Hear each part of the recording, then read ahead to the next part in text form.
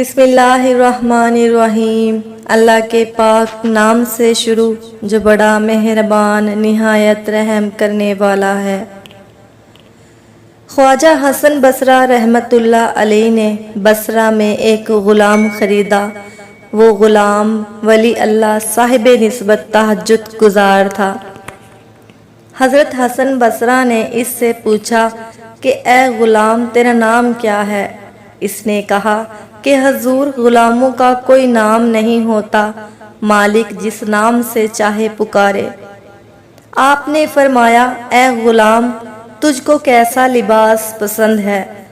اس نے کہا کہ حضور غلاموں کا کوئی لباس نہیں ہوتا، جو مالک پہنا دے وہی اس کا لباس ہوتا ہے۔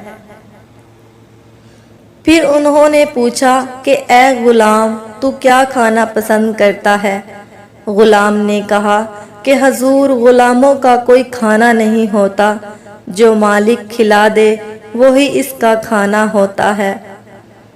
خواجہ حسن بصری چیخ مار کر بے ہوش ہو گئے۔ جب ہوش میں آئے تو فرمایا اے غلام میں تجھ کو آزاد کرتا ہوں، میں نے تجھے پیسے دے کر خریدا تھا، مگر اب تجھ کو پیسہ نہیں دینا، میں تجھ کو مفت میں آزاد کرتا ہوں۔ غلام نے پوچھا کہ کس نعمت کے بدلے آپ مجھ کو آزاد کر رہے ہیں؟